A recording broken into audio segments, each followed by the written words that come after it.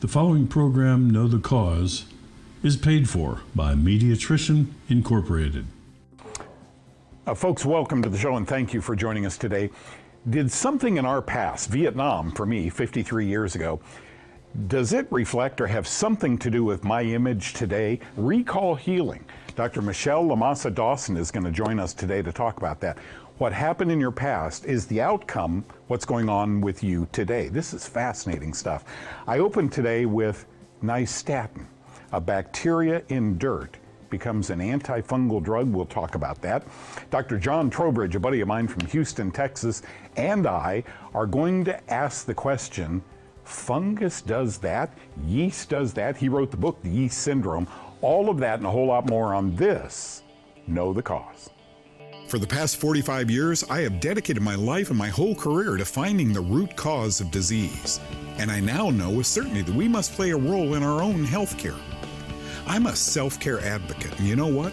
Every time you change your diet for the better, exercise, or swallow a nutritional supplement, so are you. Now welcome to Know the Cause.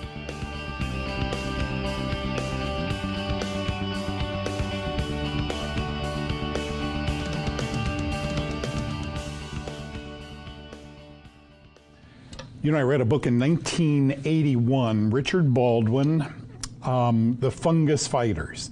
Someone sent me the book, 1981, long time ago, and I couldn't put the book down.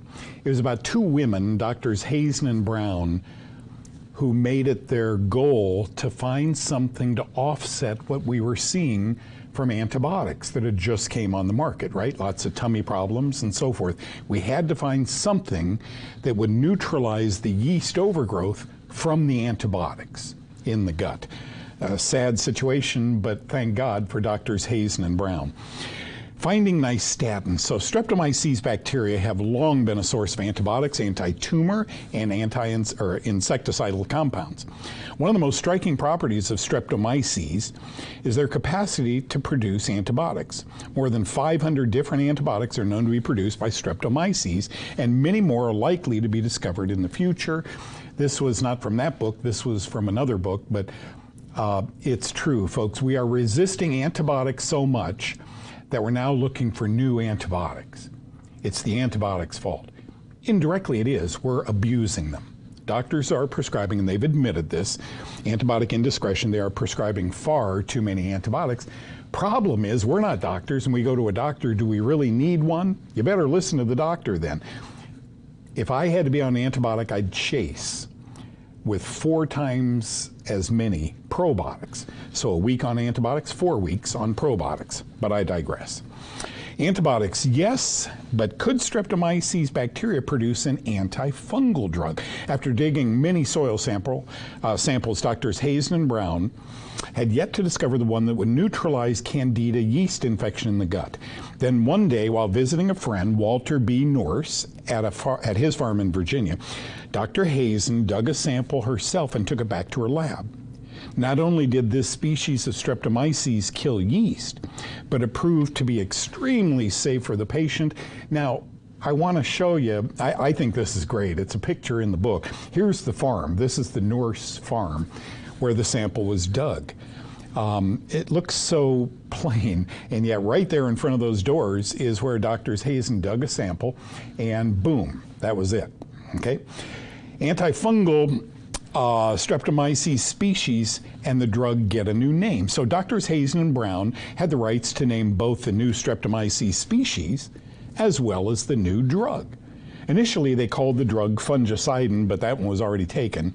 It was later changed to Nystatin since their laboratory was in Albany, New York, in parentheses, New York State in, Nystatin.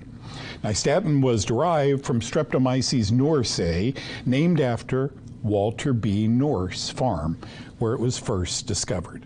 I mean, this stuff, folks, to me, this is so fascinating that women never got credit. In the 40s and 50s, when they were doing this work, women didn't get credit. And these two, I read some time ago that Nystatin, by the year, I don't know, 1981, maybe when the book came out, was a $13 million drug, and all of their money went back into grants. They didn't take that money. Different than things are done today, right? This Nystatin, keep an eye on it, folks. If I had a child with autism, that's been written up in a book, I would look at Nystatin. This stays in the gut, it doesn't get in the bloodstream, and if you suspect that your children have been on antibiotics which kill the good bacteria in the gut and enable the yeast to overgrow, and now they're having tummy problems or other health problems, brain problems, I'd look at this drug. It's a harmless, harmless drug. Talk to your doctor about it. Finally, this. Here's the drug called Nystatin, U.S. patent number 2,797,183, discovered by Dr. Elizabeth Hazen and Dr. Rachel Brown in 1950. But by 54, the FDA, now look at what the FDA stood for, Federal Drug Agency. Wait a minute, today it's the Food and Drug. How'd we get our foods taken over by the FDA? But I digress. Approved, was given for sale of mycostatin, that was Squibb's name for Nystatin, in oral dosages. It is recommended for the treatment, get this, of intestinal yeast called Candida, a condition that occurred often in patients receiving intensive or long-term courses of antibiotics. Today we know it doesn't even need long-term. Antibiotics, stomach problems, think Nystatin. I hope that helps. And introductal breast cancer is about separation. So if I'm separated from my baby and I can't nurture them, then the brain sends a message to help with that as a turbo function.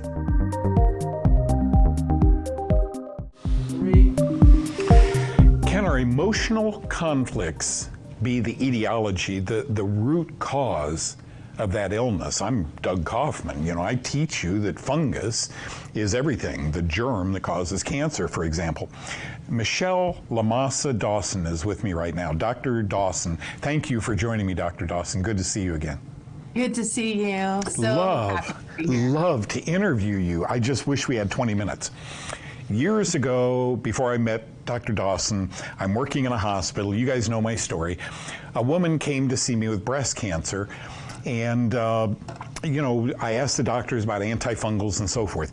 And then one day she said to me, Doug, when I had my children, she had 2 children, when I had my children, both the nurse and the OBGYN said, you don't need to breastfeed.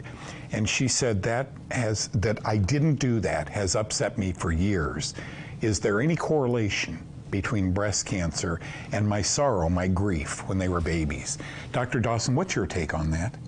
Absolutely. It absolutely is. And especially if a person desires, if that mama wanted to feed her baby and she was encouraged not to, it's biology. Biology is mamas feed their babies. And if you can't, it's inconceivable, which is the key word for breast cancer. And introductal breast cancer is about separation. So if I'm separated from my baby and I can't nurture them, then the brain sends a message to help with that as a turbo function, to bring that child in, to nurture that child. But it's inconceivable. So absolutely, that would be a part of that. And I noticed your partner there, Dr. Renal, talks about prostate cancer. He's got a whole video on prostate cancer. And folks, by the way, go to recallhealingusa.com or soultreetransformations.com to see some of these videos. It's unbelievable. So you folks believe that a recall healing means a past experience that we are not aware of, but you help us search that, can now have an impact on your physiological health. Is that correct? That is absolutely. Or your psychologic.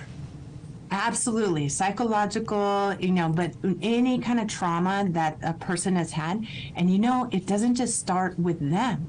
It starts with the ancestors, who we line up with, who we're named for, what happens in what we call the project purpose, the 18 months before we're born, the conception, the birth, the whole pregnancy, the birth, and the whole first year of life.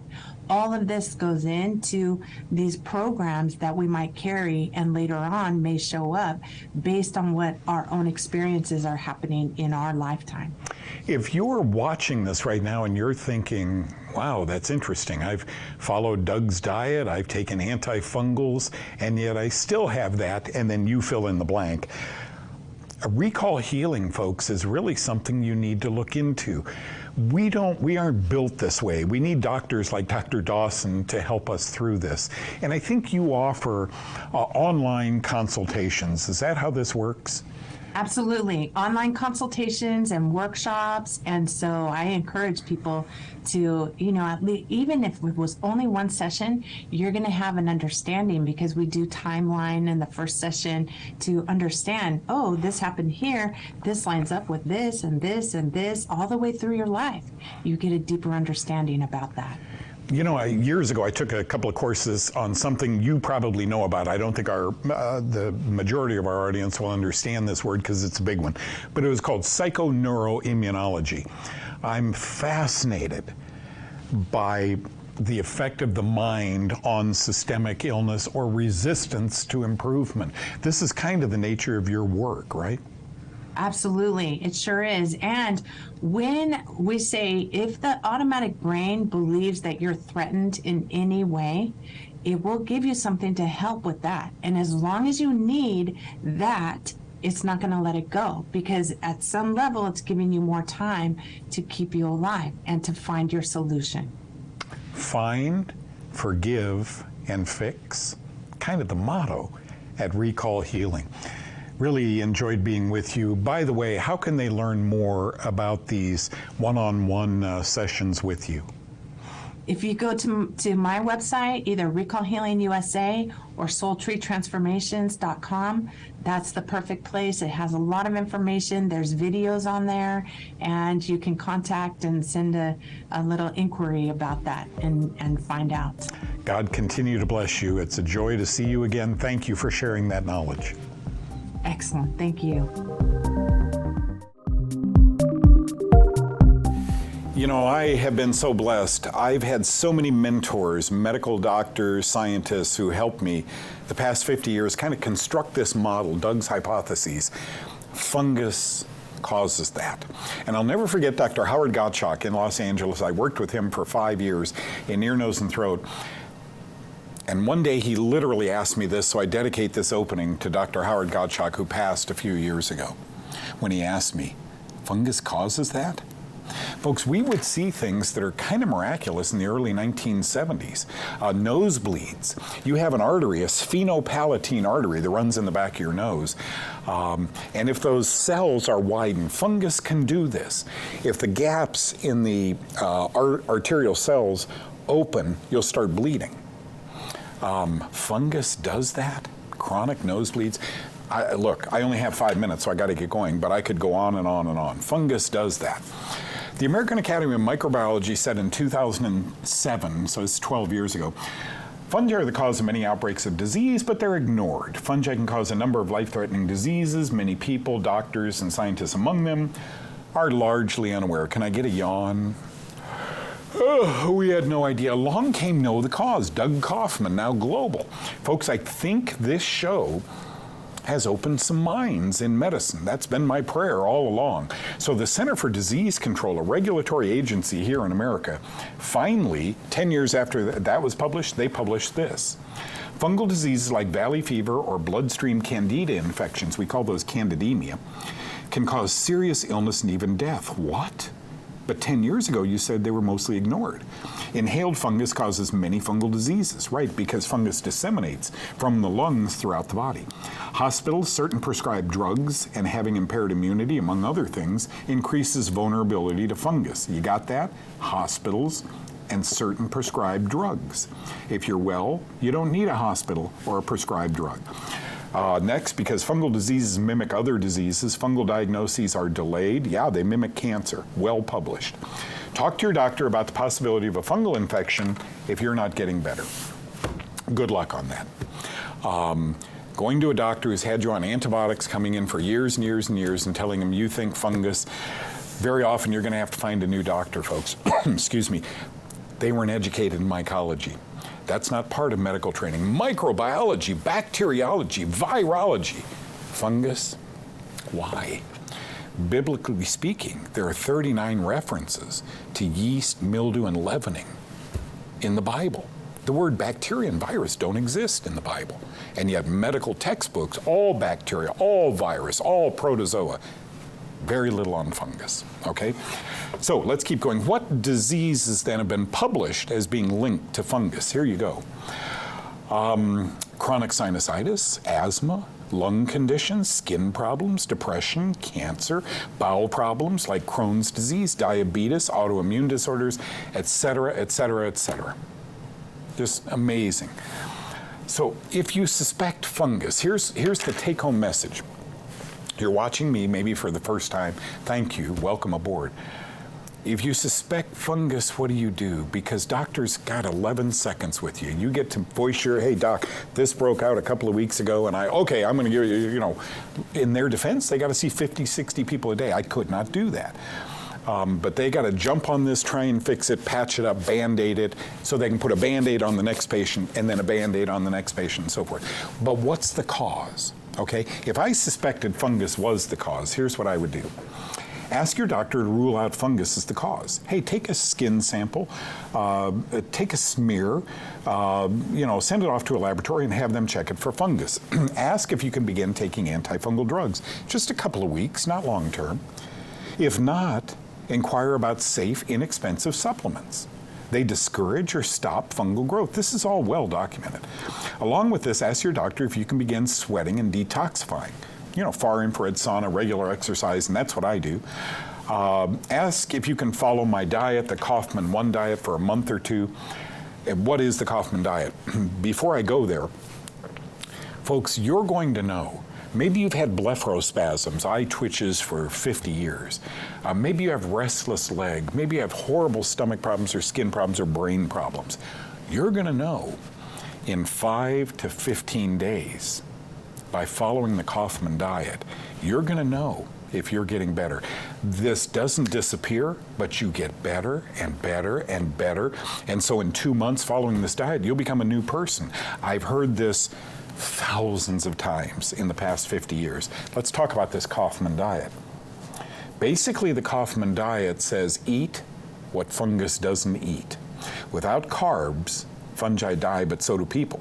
With very low carb intake over an extended time, few weeks, few months, very sick people can get better because fungi are slowly being starved out of your body. Gradually, maybe over the next several days or weeks, you may begin feeling better and better and better. I saw this hundreds of times in the clinics I worked in. People, and more importantly, the doctors could not believe that these symptoms were all due to an organism that is a human parasite. It lives on board, and we need to get rid of it. Starve it and kill it.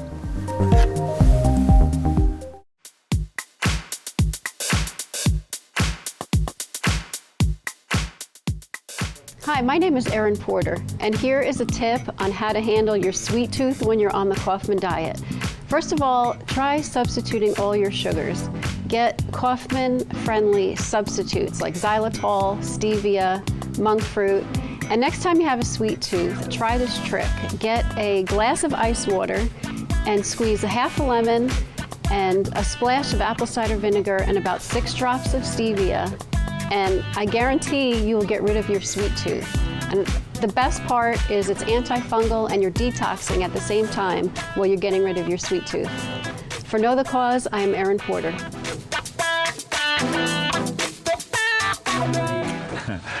Oh, thank you for joining us. Joining us right now is a good friend of mine, Dr. John Trowbridge. He's written a book called The Yeast Syndrome. Welcome to the show, and thank you so much for joining us. What prompted this? What prompted that? I needed to explain to patients something very complex at that time. This is back in the 80s, early 80s, and have them actually understand there's a real science behind this. And so I was having them read Billy Crook's book, The Yeast Connection. Wonderful book, great stories, explained a lot, but I wanted them to see the real hard science and why my eating program was a bit different than that. And congratulations on that. When did you and I first meet? 1981. 81. 81. You taught me food allergies. Yeah. Very elegantly, because I'll tell you, I want a food allergy test, and I go, wait a minute. Yeah. There's a lot of different ones. We got to talk. Yeah, good. We go back so far. A long way. And we now both concentrate on identically the same thing. Had a question. How can yeast cause so many different symptoms? Fatigue, brain fog, belly pains, diarrhea, constipation, sinus, constant coughing, joint pains, muscle aches, sleeping difficulty, skin rashes, acne, frequent infections. I'm confused. Where's my doctor? I was just going to say, you're confused. Ask your It comes from a doctor. doctor. But there's the left-hand specialist and the right hand. I don't take care of the right hands. Got to send you there. The problem is that we, I thought we went to medical school in order to really kind of like put blinders on and learn to really study about this. And we went to specialty training to really put microscope on it and really understand. Then I understood what specialty training was all about. Don't confuse me with the facts I know, You saw that paper I sent you on the polysymptomatic patient. Absolutely. What did they do? 20 years ago this was. What did they do? Either a placebo or Nystatin. And guess the result. The placebo worked great. The placebo failed, and Nystatin. This is a patient polysymptomatic, from eye twitches to hair loss to heart palpitations to knee pains to gut problems and so forth. And the Nystatin helps so many. Why don't traditional doctors know this? They don't do what doesn't work. Okay, it's very simple. Now, that's a little bit arrogant because they're assuming they know what works and what doesn't. The problem is I've studied much of my practice life now and understanding this and have a bigger view of it every time I look at something. The problem is chemistry, because God gave us only so many amino acids, so many essential fats, so many minerals and such. We build them in special ways, but that's the building blocks for every single thing in your body. And then we regulate them with hormones, and we adjust the chemistry based on the foods that we're eating. So if you just look at it from that perspective, you can fix a lot of things without ever touching it. I tell patients, let's start on what bothers you most. Let's not worry about the others. It might just get better. You know what I learned probably 5 years ago? These fungi that make these poisons, Yes. mycotoxins. Absolutely. Many of them are you guys sitting down? Endocrine disruptors. Yeah, absolutely. Doesn't that say a mouthful? In fact, I think every one of them. The Candida albicans, the most common one, Yeah. has the richest genetic endowment of any of the yeasts that get us. okay? Candida. And that's because it's been around more. It's got the library it needs. Yep, exactly. Reference to this goes back to Leviticus in the Bible. Yes. Mildew, a spreading Yes, fungus. yes. The book is called The Yeast Syndrome. Download this free, Sick and Tired. Thank you for making that available, and it's good to see you again. Thank you, sir. I learn every Pleasure. time you're here. A Thank pleasure. you. Yeah, that-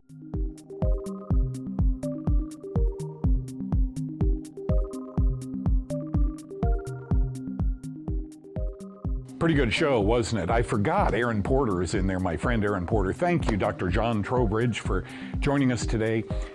And Dr. Dawson, our ancestors can impact who we are today. It was great-grandpa's fault. It's not me, sweetheart. It was great-grandpa's fault. I know how this is going to fall on so many people. Folks, thank you so much for joining us today. You know the number one question I got? Doug, I would love to walk into a health food store and have you there and tell me what to take.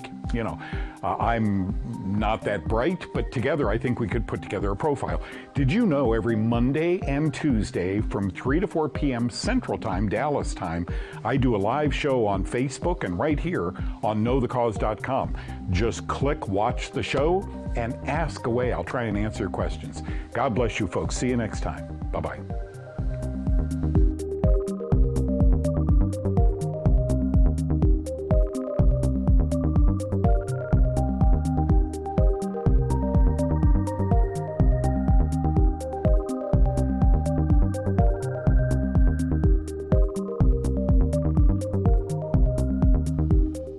The preceding program, Know the Cause, was paid for by Mediatrition Incorporated.